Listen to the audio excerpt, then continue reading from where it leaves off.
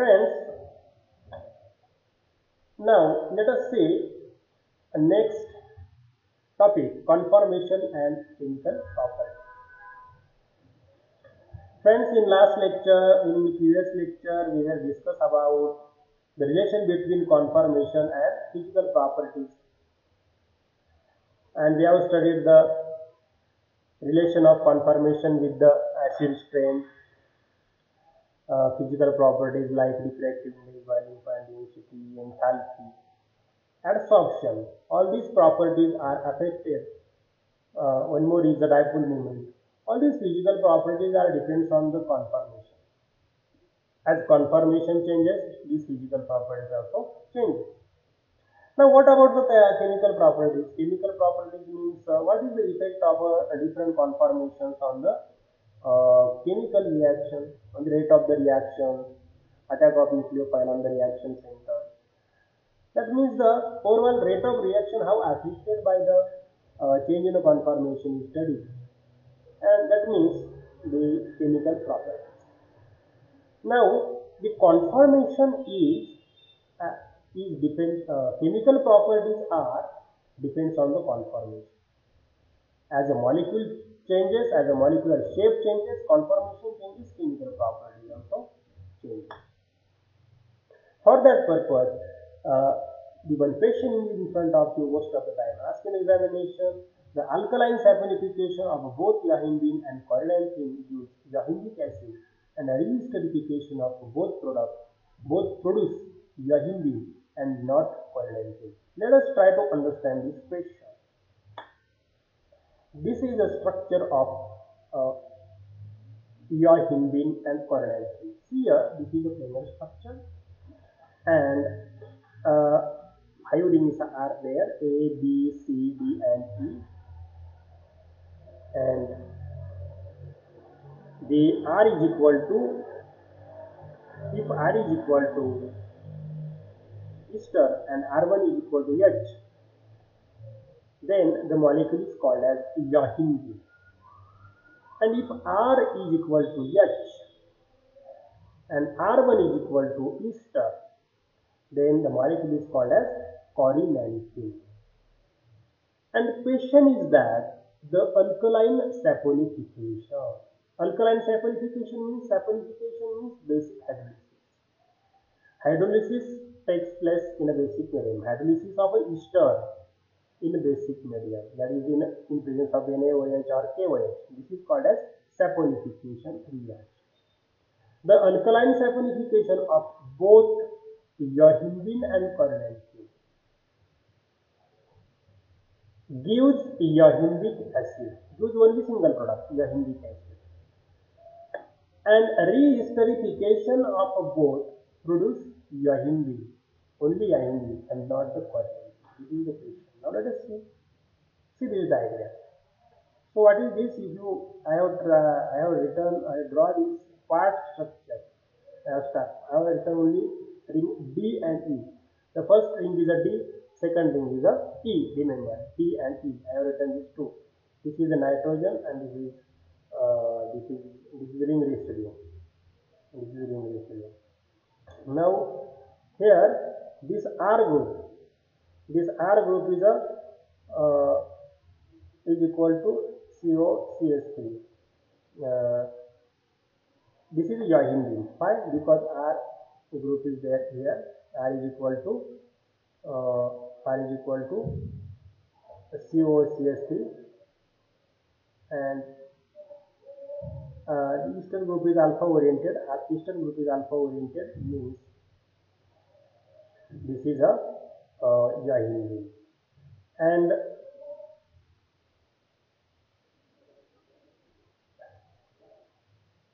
if R is equal to COCH3 and R1 is equal to H, then we call as yohimbine. If R is equal to H and R1 is equal to COCH3, then corylanthanine. What is this molecule? This molecule is a corylanthanine.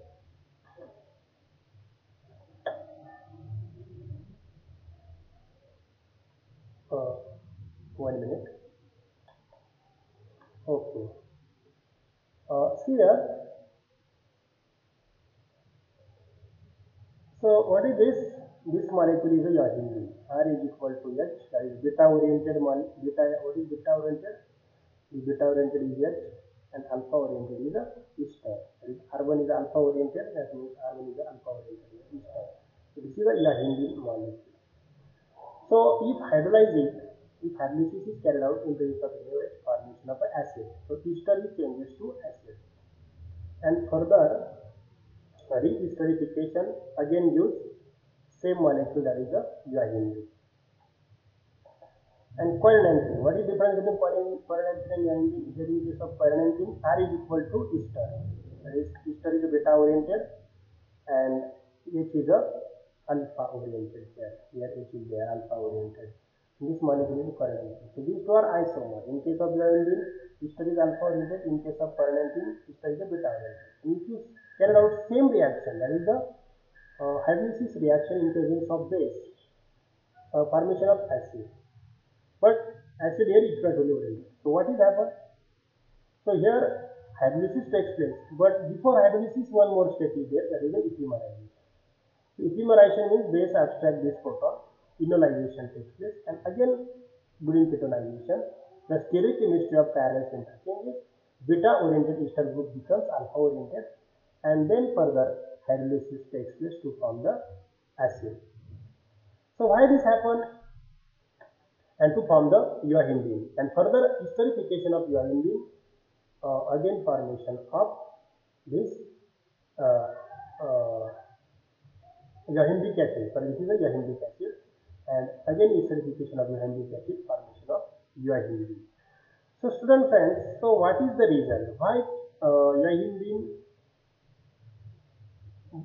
yohimbine and quercetin use same yohimbine after esterification? The reason is that here the ester group is axially oriented, and due to the axial orientation, axial group is highly involved in the steric interaction, and which increases the potential energy of the molecule and destabilizes the molecule. मग हा ऍक्सिली oriented group असल्यामुळं base जेव्हा आपण add करतो, base add केल्यानंतर hydrolysis न होता अगोदर इपिमरायझेशन म्हणजे काय? ऍक्सियल जो ग्रुप आहे अनस्टेबल तो इक्वॅटोरियली पोझिशनला जातो आणि स्टेबल मॉलिक्यूल तयार होतो. मग इथे जी इंटरॅक्शन होती ही इथे रिमूव्ह झाली, आणि इपिमरायझेशन झाल्यानंतर मग हायड्रोलिसिस होतं, आणि हायड्रोलिसिस झाल्यानंतर त्याचं एस्टरिफिकेशन केलं की जॉईन. म्हणून पण इथे इपिमरायझेशन होत नाही. बेस या हिंदीमध्ये बेस टाकल्यानंतर इपिमरायझेशन होत नाही. का होत नाही? तर इथे ऑलरेडी हा इक्वॅटोरियली ओरिएंटेड आहे, त्यामुळं हा मॉलिक्यूल स्टेबल आहे, आणि स्टेबल असल्यामुळं डायरेक्ट इथं हायड्रोलिसिस होऊन जॉइंबिक ऍसिड तयार होतं आणि फर्दर एस्टरिफिकेशन केलं की जॉइंबिन तयार होतं. पण क्वारनेन्सिनच्या बाबतीमध्ये तसं नाही. क्वारनेन्सिनमध्ये काय होतं की जो ऍक्सिली ओरिएंटेड ईस्टर ग्रुप आहे तो डायरेक्ट हायड्रोलाइज होत नाही. हायड्रोलिसिस होण्याच्या अगोदर त्याचं काय होतं? इपिमरायझेशन. का होतं इपिमरायझेशन? कारण हा ऍक्सिली ओरिएंटेड आहे, आणि तो काय करतो की हायड्रॉक्सी ग्रुप बरोबर इकडे हायड्रोजन आहे या ग्रुप बरोबर तो one three axial interaction create करून पोटेन्शियल एनर्जी वाढवतो आणि मॉलिक्यूलला डिस्टॅबिलाइज करतो. म्हणून हे अनस्टेबल कॉन्फॉर्मेशन आहे. मग ज्यावेळेस बेस ऍड होतो त्यावेळेस बेस हा इथला प्रोटॉन अटॅक करून निगेटिव्ह चार्ज कार्बॅनियन तयार होईल आणि इनोलायझेशन तयार होईल. इनोलायझेशन नंतर पुन्हा हा निगेटिव्ह चार्ज ऑक्सिजनवरचा पाठीमागचा येऊन हा पुन्हा हायड्रोजन तयार होईल. पण हे होत असताना स्टेरिओ केमिस्ट्री चेंज होते. स्टेरिओ केमिस्ट्री चेंज होते म्हणजे ऍक्सिलचा हा इक्वॅटोरियल, आणि इक्वॅटोरियल कॉन्फॉर्मेशन तयार झालं की स्टॅबिलिटी देईल मॉलिक्यूलला, आणि स्टॅबिलिटी आल्यानंतर त्याचं हायड्रोलिसिस होतं आणि जॉइंबिक ऍसिड तयार होतं. इथे जॉइंबिक चुकून झालं, तिथे आयम्बिक ऍसिड तयार होतं, आणि जॉइंबिक ऍसिडचं इस्टरिफिकेशन केलं की आपल्याला याहिंबिक मिळतं. म्हणून प्रश्न काय? The alkaline saturation of both yohimbic and क्वारनेन्सिन विथ याहिंबिक ऍसिड, दोघांचंही अल्कलाइन सॅच्युरेशन केलं. याच्यापासून याहिंबिक ऍसिड भेटतं आणि याच्यापासून आयम्बिक. बरोबर, क्वारनेन्सिक ऍसिड भेटायला पाहिजे, पण इथे इपिमरायझेशन झाल्यामुळे याहिंबिक ऍसिड मिळतं, आणि रिइस्टरिफिकेशन दोघांचंही केलं तर त्यांच्यापासून एकच मॉलिक्यूल याहिंबिक भेटतो, कारण इथं याहिंबिक ऍसिड तयार झालेलं आहे. समजलं? So this is the conformation and chemical properties. म्हणजे कॉन्फॉर्मेशन बदललं की त्याची केमिकल प्रॉपर्टी सुद्धा बदलतात. इथे इपिमरायझेशन होत नाही, पण इथे इपिमरायझेशन होतं, म्हणजे केमिकल प्रॉपर्टी बदलली. next point is a rate of chemical reaction and conformation. Conformation changes, speed of reaction or rate of reaction also changes. Now let us see steric hindrance. First, steric hindrance and steric assistance. There are two terms, and these two terms related to the conformation. So steric hindrance. Now let us see one definition. What do you mean by steric hindrance? When steric requirements in a transition state is greater than steric requirement in a ground state, then equatorial isomer reacts faster than axial isomer, called steric hindrance. Example, compare the rates of esters of cyclohexanol. आता ही जी definition आपण ऐकली, ही definition तुम्ही वाचली की तुम्हाला ती सहज समजणार नाही का? कारण स्टेटिक रिक्वायरमेंट काय आहे, स्टेटिक रिक्वायरमेंट एक्साइटेड स्टेटमध्ये काय आहे, ग्राउंड स्टेटमध्ये काय आहे, त्याचा रिॲक्शनच्या रेटवरती काय परिणाम होतो, या सगळ्या गोष्टी तुम्हाला नाही जायचं, हे तुम्हाला समजणार नाही. आणि म्हणून हे समजून घेण्यासाठी आपण एक एक्झाम्पल घेणार आहोत. बघा, हे एक्झाम्पल आहे. तर एक्झाम्पल आहे, compare the rates of ester of cyclohexanol. हे जे दोन काय लिहिले आपण ते माहिती, हे सायक्लोहेक्झॅनॉल. हा सायक्लोहेक्झेन आहे, इथं हायड्रॉक्सी ग्रुप अटॅच केला की सायक्लोहेक्झेनॉल होईल, आणि या सायक्लोहेक्झॅनॉलचे हे ईस्टर्स आहेत. पुढे इस्टरिफिकेशन केलं हायड्रॉक्सी ग्रुपचं की हा ईस्टर्स आहे. मग सायक्लोहेक्झॅनॉलचे जे ईस्टर्स आहेत त्यांचा रेट कम्पेअर केला. आता ही जे दोन मॉलिक्यूल तुम्हाला दिसतात याच्यामध्ये फरक काय आहे सांगा बरं. तर फरक एवढाच आहे की हा इक्वेटोरियली ओरिएंटेड आहे आणि दुसरा हा ॲक्सियली ओरिएंटेड आहे. म्हणजे एक इक्वेटोरियल आयसोमर आहे आणि दुसरा ॲक्सियल आयसोमर आहे, हा त्या दोघांमध्ये फरक आहे. मग प्रश्न असा आहे की जर ह्यांचं हायड्रोलिसिस केलं या दोन मॉलिक्यूलचं, ॲक्सियल आणि इक्वेटोरियल, तर दोघांच्या रेटमध्ये काय फरक असेल? मग रेट सारखा असेल की वेगळा असेल? मग कुठला फास्ट रिॲक्ट होईल, कुठला स्लोली रिॲक्ट होईल, कुठला फास्ट हायड्रोलाइज होईल, कुठला स्लोली हायड्रोलाइज होईल, हा प्रश्न आहे. म्हणजे या दोघांचं आपल्याला काय कम्पेअर करायचं आहे? रेट कम्पेअर करायचं आहे. मग रेट कम्पेअर करत असताना इथे बघा मी रिॲक्शन दिले. OH मायनस हा कार्बनवरती अटॅक झाला, न्यूक्लियोफिलिक ॲडिशन झाली आणि आपल्याला काय भेटलं इथे इलेक्ट्रोफिलिक ॲडिशन ऑन कार्बनचा कंपाऊंड, आणि इथं आपल्याला हा sp3 हायब्रिडाइज कार्बन मिळाला. बरोबर, sp3 हायब्रिडाइज कार्बन मिळाला. इथे ॲडिशन केली कार्बनवर, इथे sp3 हायब्रिडाइज कार्बन मिळाला. बरोबर, मग या दोन मॉलिक्यूलमध्ये काय फरक आहे? sp2 carbon is changes to sp3 carbon. In case of second, again sp2 carbon is changes to sp3 carbon.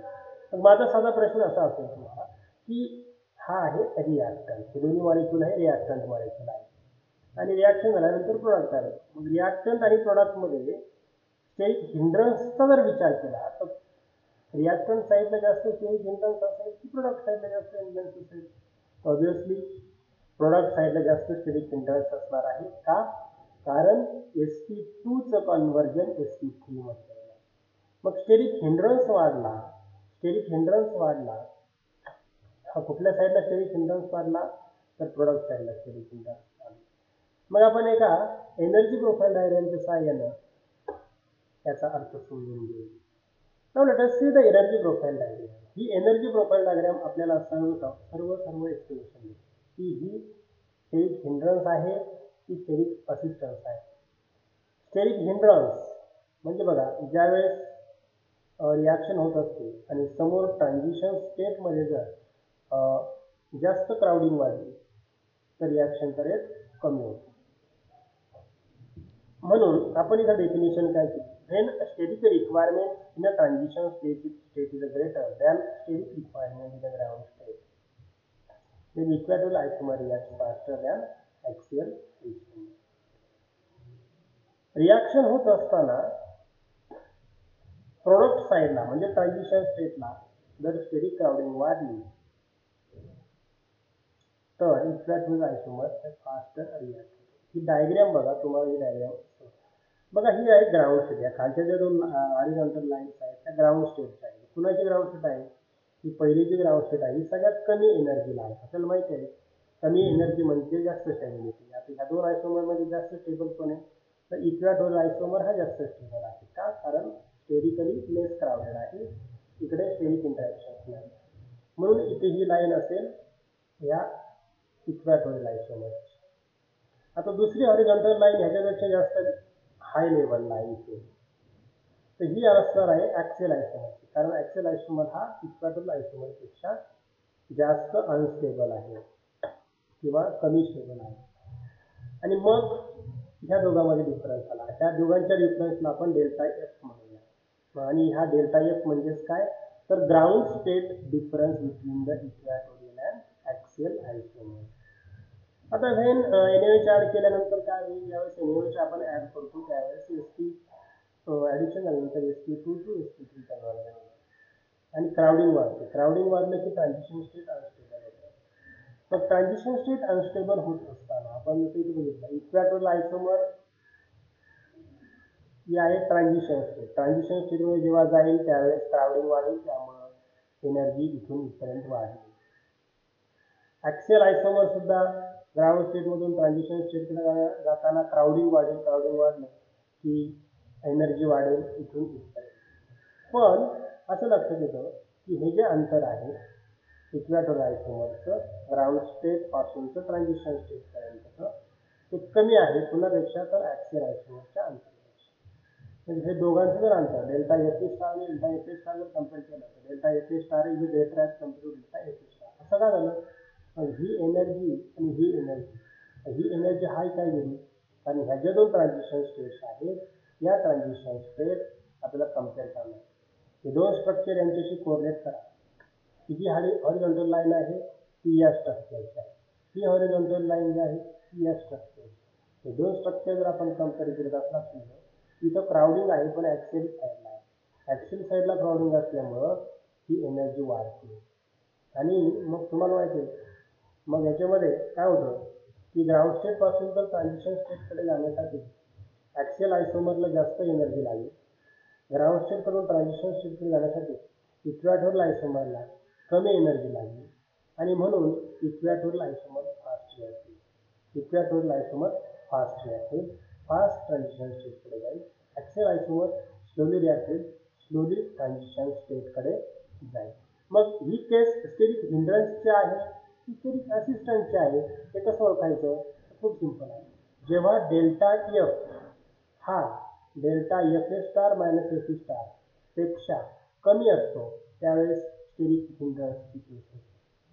किंवा जेव्हा हा डिफरन्स म्हणजे ट्रान्झिशन स्टेटमधला डिफरन्स जेव्हा ग्राउंड स्टेटमधल्या डिफरन्सपेक्षा जास्त असतो तेव्हा त्याला म्हणायचं स्टेरिक हिंड्रन्स. मग ही स्टेरिक हिंड्रन्सची केस आहे, कारण हा जो डिफरन्स आहे हा ग्राउंड स्टेटच्या डिफरन्सपेक्षा जास्त आहे.